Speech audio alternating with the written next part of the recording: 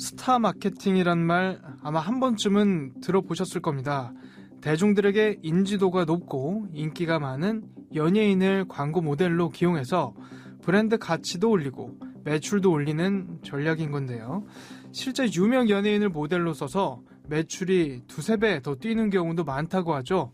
그래서 연예인들이 받는 모델료 몇 억은 기본이고요. 몇십억을 받았다더라 하는 뉴스들도 보도되곤 합니다. 그런데 과연 기업과 스타들의 이 같은 공생관계가 늘 윈윈으로 마무리될 수 있을까요? 회장님 그 뉴스 보셨습니까? 아이 사람 참 채신 머리 없이. 아이 무슨 뉴스? 그게 우리 광고 모델로 계약한 김미모 씨요. 어? 왜? 아니 최근에 드라마도 잘 되고 영화도 찍었다며. 아니 뭔 일 있어? 학폭 터졌어요. 보니까 학교 다닐 때 애들한테 그렇게 못되게 굴고 담뱃불로 지지고 때리고 난리였대요. 지금 난리 났어요, 회장님. 뭐야? 아니 애들 교복 광고인데 그 학폭이 뭔 소리야 지금? 아이 당장 김부장 불러와. 당장. 우리에게 잘 알려진 연예인이 학교폭력이나 도박, 마약, 탈세, 음주운전과 같은 불미스러운 일에 연루됐다는 의혹들 종종 제기되곤 합니다.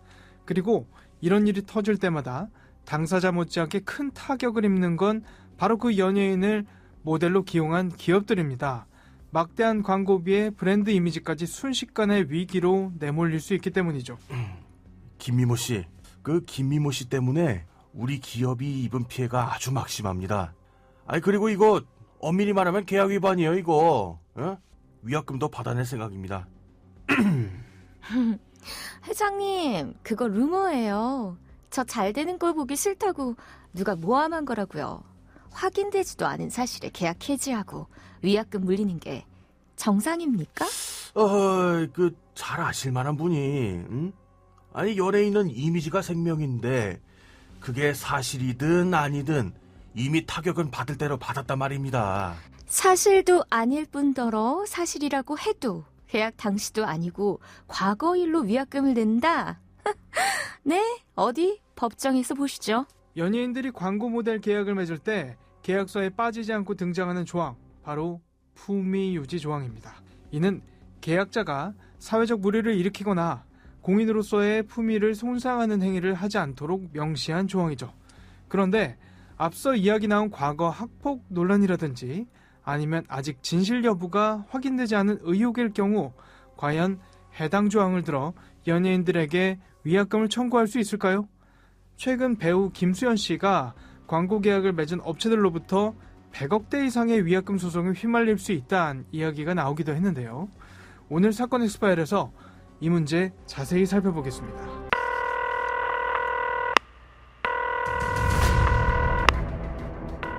사건은 보이는 것보다 가까이 있다. 이원화 변호사의 사건 엑스파일. 안녕하세요. 사건 엑스파일 이원화입니다. 오늘은 로엘 법무법인 박한솔 변호사와 함께입니다. 변호사님 어서 오세요. 네, 안녕하세요. 로엘 법무법인의 박한솔 변호사입니다.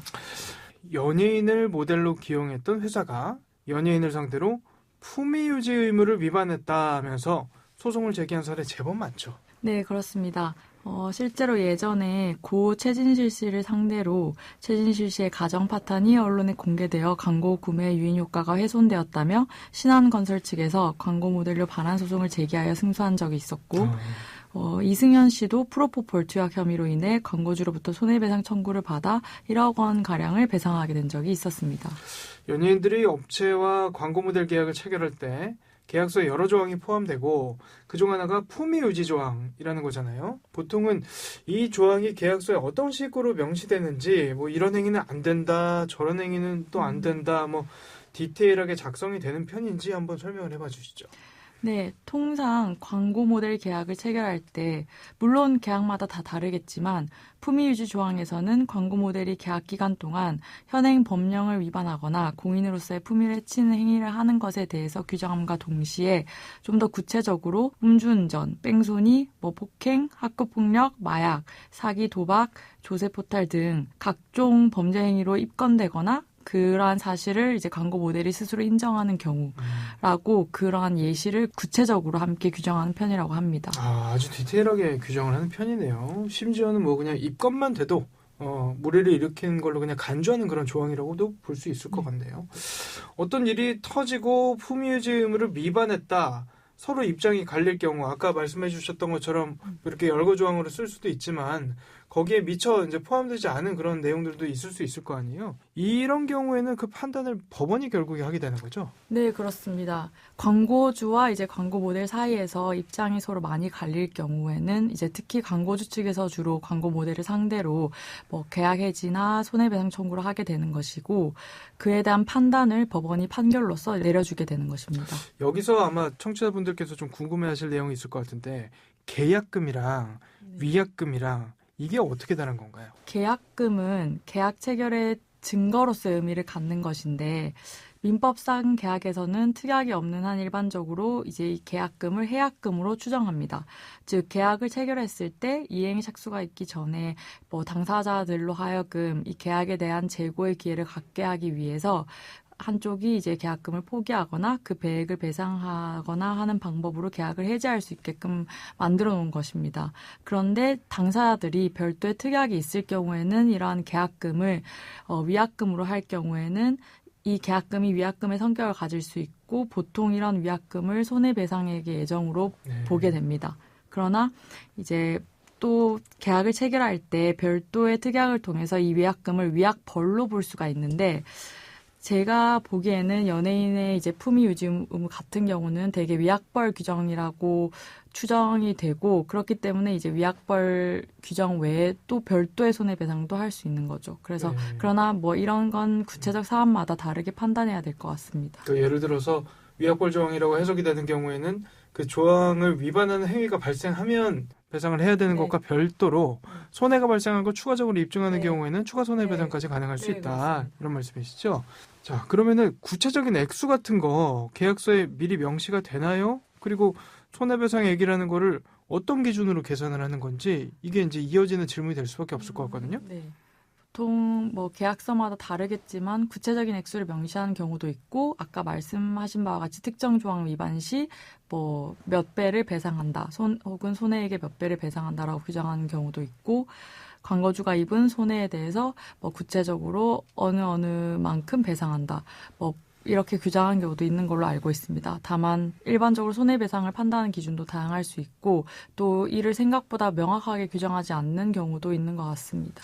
경우를 좀 나눠봐야 할 것 같은데요. 무슨 소리냐면은 해당 연예인에게 불미스러운 일이 발생했을 때 그게 수사를 통해서 드러난 이미 사실관계가 어느 정도 좀 확정이 된 그런 상태냐. 그러니까 뭐 음주운전이나 불법 도박 같은 경우냐 아니면은 이제 의혹은 제기가 됐는데 아직 뭐 수사가 진행된 것도 아니고 재판도 이루어지지 않았고 뭐 팩트가 밝혀지지 않은 경우냐 이런 경우가 일단 있을 수 있을 것 같고요. 그리고 연예인이 되기 전에 아주 과거의 일이 계약서 작성하기 전에 폭로됐다 그러면은 그거는 사실 계약 위반이라고 보기 어려울 수도 있을 것 같은데 이런 부분들을 좀 어떻게 봐야 될 수 있을까요? 네, 그래서 사실 예전에 문제된 이수근 씨 같은 경우는 불법 도박 행위에 대해서 유죄 판결을 받았고 이수근 씨가 광고를 맡고 있던 자동차 용품 전문업체 쪽에서 7억 원에 대한 어떤 배상 청구를 했고 그에 따라서 강제조정 결정이 나오게 된 경우가 있었습니다. 그런데 서예지 씨 같은 경우는 이제 광고 계약을 하기 전에 한참 전에 예전에 학교 폭력을 했다는 사실로 인해서 서예지 씨가 현재 광고를 하고 있는 브랜드에 손해를 끼친 사실이 없다는 것을 이유로 광고주가 서예지 씨에게 했던 손해배상 청구가 기각된 사례가 있었습니다. 만약에 불법 행위로 문제가 된 경우에 업체와 위약금 문제도 문제인데요.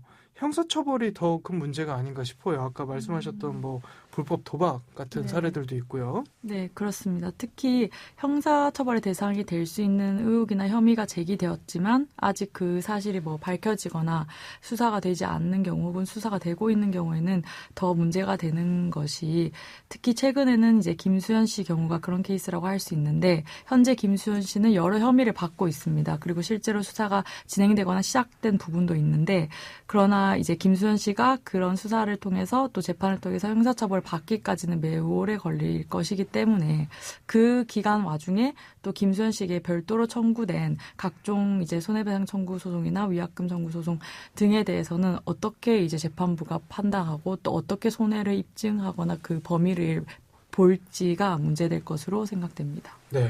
근데 이럴 때 광고주들이나 공개를 앞둔 콘텐츠 제작자 측에서는 진짜 난감할 것 같거든요. 재판이라는 게 뭐 하루 이틀 만에 끝나는 문제도 아니고요. 김수현 씨 케이스도 최종 결론이 나오려면 시간이 제법 걸릴 거기 때문에 진짜 난감하겠다 싶은데 변호사님에게 만약에 의뢰가 들어온다면 이럴 때 광고주들에게 어떤 법적 조언을 주시겠습니까? 일단 저라면 사실관계를 이제 검토 후에 이제 의뢰인인 광고주 측에 발생한 손해를 최대한 구체적으로 이제 모은 뒤에 사실 광고 모델 측과 먼저 협상을 시도하거나 조정을 먼저 시도해 볼 것 같습니다. 문제가 커지고 시끄러워지면 이제 언론의 주목을 받게 될 것이고 그렇게 된다면 광고 모델 측뿐만 아니라 어쨌든 의뢰인인 광고주 측한테도 손해가 막심할 거라고 보이는데 그래서 저는 아무래도 조정이나 협상을 먼저 시도를 해보고 그 뒤에 판단하는 게 맞지 않나 싶습니다. 근데 만약에 뭐 학교폭력이라든지 과거에 있었던 일이 문제가 된 경우 아까 잠깐 말씀을 주시긴 하셨지만 이런 경우에는 좀 어떻게 되나요? 서혜지 씨의 과거 학교폭력 사건 문제가 불거지면서 이제 이런 문제가 된 사안인데요. 이 광고주인 유산균 제품업체가 서혜지 씨에게 손해배상을 이유로 이제 위약금 청구를 하였던 사건인데 재판부에서는 이 부분을 기각하였습니다. 재판부에서는 그 서혜지 씨의 학교폭력 등의 일은 모두 광고 계약 체결 한참 이전의 사정이고 이러한 사정이 사실이라고 하더라도 서혜지 씨가 광고 모델로서의 품위 유지 의무를 위반하였다고는 볼 수 없다고 판단한 것입니다. 네. 그런데 재판부는 이제 광고주의 계약 해지나 이제 그 계약 해지에 따른 모델료 반환 청구에 대해서는 이제 인용을 하였습니다. 재판부에서는 당사자 상호 간의 신뢰관계를 기초로 하는 계속적 계약에 대해서 서혜지 측이 계약서 의무를 위반해서 신뢰관계가 파괴되었다고 보았던 것이고 이에 따라 이제 계속적 계약의 존속을 기대할 수 없다고 보아 계약이 적법하게 해지되었다고 판단한 것입니다. 따라서 서혜지 측에서는 이제 광고주에게 남은 모델료는 이제 반환해야 하는 판결이 난 것입니다. 서혜지 씨의 판결은 사실 향후 연예계에서 비슷한 손해배상 소송이 있을 때 많은 영향을 미칠 것으로 보입니다.